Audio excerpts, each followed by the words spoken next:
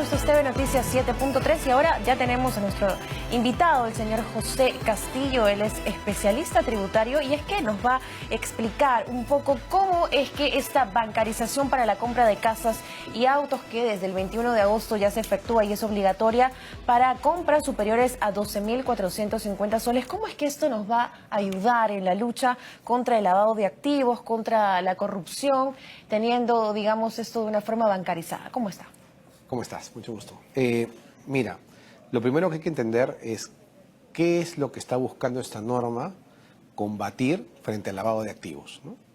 En primer lugar, las notarías, los tres tipos de transacciones que menciona la norma, que son aportes de capital, compra de vehículos y compra de inmuebles, son, digamos, operaciones que normalmente tienen un conducto notarial. Esto quiere decir que firman una minuta, se eleva una escritura pública y esa escritura pública inmediatamente se inscribe en el registro público, ya sea de personas jurídicas o de propiedades, bienes muebles, registro vehicular o inmuebles, ¿no? ¿Qué es lo que antiguamente ocurría? Antiguamente uno venía y hacía una transacción y decía el notario, bueno, he visto pues que se han firmado, digamos, un recibo o efectivamente el pago fue en efectivo, etcétera. Ahora ya no se puede. Lo que obliga esta norma es que el notario debe incorporar en su escritura pública el medio de pago, un documento, que es el voucher de depósito o el cheque de gerencia. Una copia del cheque. Exactamente. Incluso si fuera un cheque que no es de gerencia, debería guardar todas las formalidades, es decir, haber sido ya efectivamente depositado, que sea no negociable si es que supera el mínimo de bancarización, etcétera. Entonces, esto es para la compra y venta tanto de casas como de autos. Sí. Entonces, ¿qué es lo que estás, digamos, atacando ahí directamente? El mercado informal. El mercado informal que normalmente se presume como lavado de activos por actos de corrupción, de narcotráfico, de narcoterrorismo, etcétera. Pero también abarcas el mercado informal de los comerciantes informales de la economía peruana, ¿no? Por ejemplo, ambulantes, comerciantes que no facturan el 100% de su actividad, que son actividades ilícitas que también están comprendidas en el lavado de activos, pero que también les cae a ellos, digamos, ¿no? Entonces, ¿qué es lo que va a ocurrir ahora? Las personas que tienen dinero en efectivo y querían, a través del efectivo, digamos, limpiar su dinero con propiedades o bienes inmuebles o vehículos, o haciendo aportes de capital de empresa, ya no van a poder, porque van a tener que declarar el depósito en cuenta. Y al momento de hacer el depósito, el banco les va a preguntar el origen de los fondos. Y si el banco no se queda satisfecho con la respuesta, inmediatamente lo que va a ocurrir es que va a emitir un reporte de operación sospechosa a la UIF. Y eso podría traer complicaciones a las personas. Y es lo que hemos visto, ¿no? Porque, digamos, ¿qué casos se han dado de este tipo de lavado de activos o de le compro la casa, me la vendió mi hermana, la pongo el nombre de tal y en realidad el dinero nunca salió? ¿Cuáles son estos modus operandi más comunes, más conocidos? Mira, primero tendríamos que hablar del tamaño del mercado. Según la UIF, el año pasado el tamaño de estas operaciones sospechosas, que mayoritariamente venían por presuntos actos de corrupción, era de cerca de 2.000 millones de soles, de los cuales se dice que más o menos el 50% tratan de formalizar el dinero o lavarlo a través de propiedades, de adquisición de propiedades, tanto de muebles como muebles, ¿no? Incluso se habla que creo que el 30% es de propiedades inmuebles, ¿no? Entonces, ¿qué es lo que va a ocurrir? ¿Qué es lo que hacía la gente normalmente? Decía a una persona que no tenía propiedades, cómprala tú. Ferro. Claro, pero no te preocupes, ponte tú el nombre, yo voy a pagar por fuera, vamos a poner un precio menor, etcétera. Bueno, pues ya ahí había un primer problema. Y el primer problema es que cuando tú puedes tu propiedad a nombre de un tercero, ese tercero puede hacer lo que quiera con la propiedad.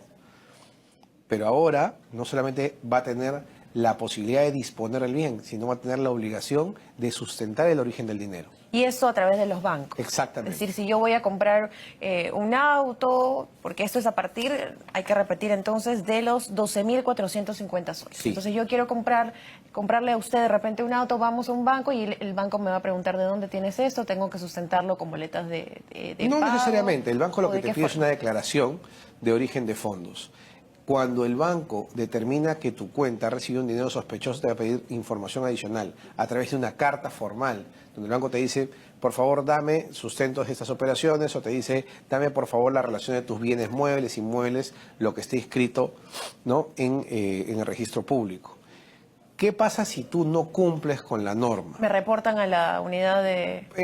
Digamos, el banco te puede reportar, ¿no? Pero ¿qué pasa si tú igualmente quieres comprar un inmueble en efectivo y no quieres pasar por el notario? Tu operación no va a poder ser inscrita. Por lo tanto, el inmueble o el vehículo no va a poder ser transferido.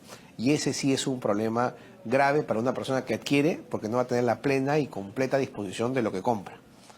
Entonces, en realidad es como si le dieras el dinero a alguien y que te guarde la propiedad, como si fuera un testaferro, porque no lo va a poder inscribir. ¿Y qué pasa si el notario lo quisiera pasar? Va a estar observado en el registro público. Es decir, hay un doble control. Además, el notario puede ser sancionado. Exacto, porque digamos antes todo era, en algunos casos, favores, ¿no? Alguien conocido y hacían este tipo de transacciones. Quizás, vamos a decir que había un exceso de buena fe. Hay que darle por el lado. Ahora, ¿qué pasa con la unidad de inteligencia financiera? ¿Se va a fortalecer? ¿Cómo va a beneficiar esto, digamos, también de repente a la economía? ¿Cuáles son los pros de Una movida esta de este aplicación? tipo, una movida de este tipo definitivamente lo que hace es formalizar la economía. Ahora, yo no sé pues si de los 2.000 millones de soles bajaremos en un 50% y anularemos, porque normalmente, como se dice, echa la ley, echa la trampa. No, se buscarán otros mecanismos. Pero lo cierto es que va a haber una reducción. Si logramos una reducción de 500 millones de soles, que es el 50% de lo que se queda de esa operación, son 500 millones de soles nuevos a la economía que van a generar operaciones gravadas con el impuesto a la renta, operaciones gravadas con el IGB, va a generar ITF. ¿Ha habido de repente por ahí alguna queja de usuarios? ¿De qué tipo? Digamos, ¿cuáles serían los contras si podríamos encontrarle algo? ¿Quién se perjudicaría en este caso? Es que, digamos, por principio nadie puede estar en contra de formalizar una operación, porque el objeto de una formalización es darle toda la seguridad al comprador, ¿no? Y transparentar una operación permite a la persona tener pleno uso y control de sus inmuebles o de sus propiedades.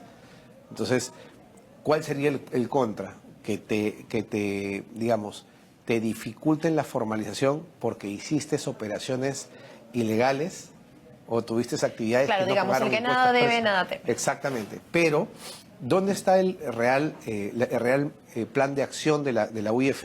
En el origen de los fondos. Porque finalmente yo puedo ir con 10.000 soles en efectivo al banco y nada me impide depositar. El problema va a estar en que lo puedo hacer por 10.000, probablemente llegue a 100.000. ¿Y cómo probarlo? Me van a preguntar de dónde sacas este dinero y con qué tengo que sustentarlo. No, o sea, a ver, cuando yo Si digo, es que no cuando yo voy a un convenzo. banco y digo, he recibido este dinero de la venta de un inmueble, el banco con toda la tranquilidad del mundo te puede pedir copia de la minuta o de la escritura pública del inmueble que has vendido, ¿no? Si yo digo que he recibido 100.000 soles de un honorario profesional, me pueden pedir el recibo de honorarios, ¿no? Entonces, y esos recibos honorarios ahora son emitidos por la SUNAT. Entonces, porque están a través de recibo electrónico. Entonces, es un medio de comprobación que efectivamente tuve yo una transacción lícita que originó ese dinero en efectivo. Ahora, la SUNAT, los notarios y el Poder Judicial, ¿qué papel van a jugar en esto? ¿Cómo se van a fortalecer también?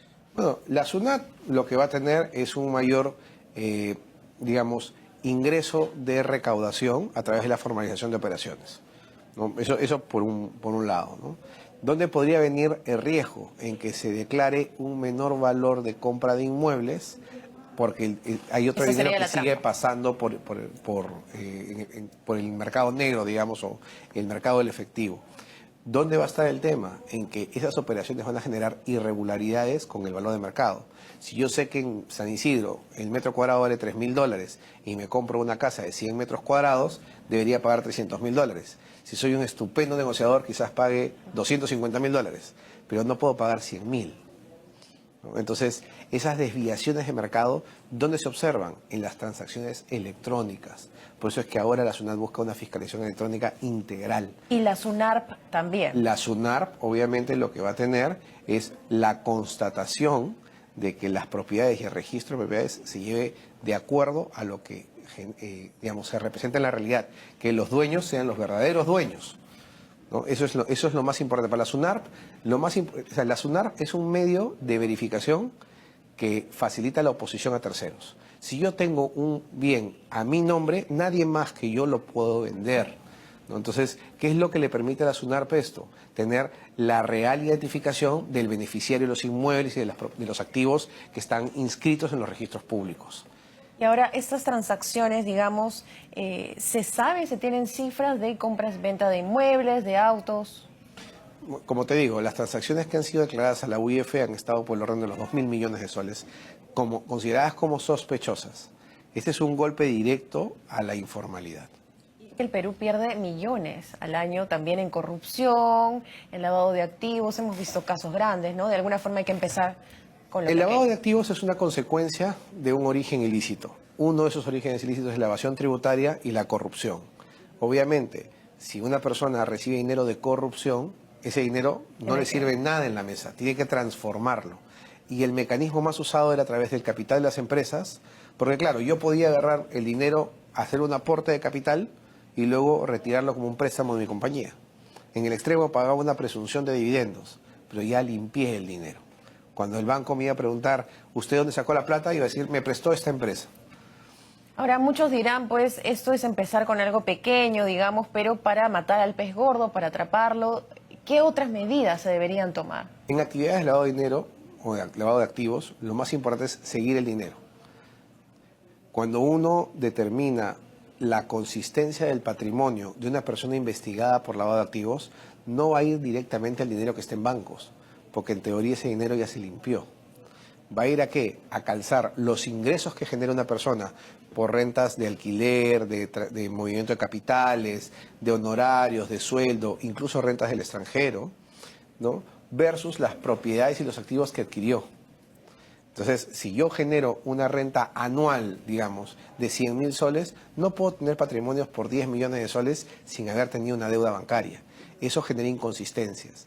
Mientras más bancarizado esté el dinero y más bancarizada está las transferencias de propiedad, para SUNAT es mucho más fácil cruzar la información. Esto lo que genera es forzar al individuo a que tenga que formalizar su operación a través de medios electrónicos, con lo cual el cruce de información para determinar inconsistencias es mucho más sencillo. Ahora, el MEF y el ministro Oliva han anunciado más decretos, ¿no? Entre 8 a 9, precisamente para luchar contra la evasión tributaria. ¿Cómo los observa usted? Yo creo que la lucha de la evasión tributaria es una medida necesaria, sobre todo ahora con las caídas del déficit, con los déficits de recaudación, pero yo no me enfocaría tanto digamos, en luchar contra la evasión. Ese es un paso súper importante. El verdadero reto del gobierno es incrementar la formalidad. ¿Cómo convenzo a la persona que le conviene el pasarse dinero al otro formal lado? es mucho más valioso que el informal? ¿No? Yo me acuerdo que en algún momento expliqué que había hecho un cálculo había creado una calculadora de la informalidad, y cuando estuve haciendo casos llegué a determinar de que una persona ganaría por capacidad de acceso al mercado de capitales, al mercado de dinero, poder endeudarse, comprar su casa y tener una seguridad familiar hasta un 42% más, teniendo el dinero formal versus el informal. La persona que se quiere quedar en la informalidad no es necesariamente porque sea un delincuente, es porque quizás no entiende cuáles son los beneficios de ser formal. Hay muchas dudas, ¿no? Exactamente. Entonces uno no puede tomar decisiones sin tener conocimiento. Entonces yo creo que de la mano con una campaña para combatir digamos, este dinero ilícito, tiene que venir una campaña de capacitación a las personas para que se convenzan que es el mejor camino para hacer crecer el país, ¿no? Perfecto. Finalmente, ¿cuál sería la recomendación que daría usted a la gente que está pensando en comprar estas viviendas, estos autos, y que tenga la certeza de que esto sí los va a beneficiar, ¿no? Además que ya es obligatorio? Bueno, más que el verdadero beneficio de una operación como esta es que la persona va a tener un total control de su activo, un total control del inmueble o del vehículo o del capital que va a representar su derecho de participación en una empresa, ¿no? O sea, eso es lo primero. Uno no debe temer a la formalidad. Lo segundo es para el vendedor. Va a recibir dinero de alguien que realmente ha sido ordenado en su vida y que no le va a generar ningún problema. Porque, ojo, si yo le vendo un bien a alguien que está cuestionado, después yo estoy recibiendo dinero que va a estar cuestionado. Y después me van a cuestionar a mí. Exactamente. Entonces la equidad en la transacción es muy importante, porque yo no solamente digamos, hago una transacción con el comprador, hoy en día por el lado de dinero haga una transacción con el origen del dinero del comprador. Va más allá de la persona. Y eso creo que es súper importante cuidar. Así es, vamos a ver entonces los resultados de aquí a fin de año. Podremos saber de repente conocer cifras Vamos a ver de qué es lo que reducciones. pasa. Exactamente. Listo, muchísimas gracias, señor José Castillo, entonces especialista tributario, por habernos ampliado un poco más de cuál es el funcionamiento de esta bancarización ahora obligatoria desde el 21 de agosto para compras superiores a 12.450 soles. Hacemos una pausa y regresamos con eso.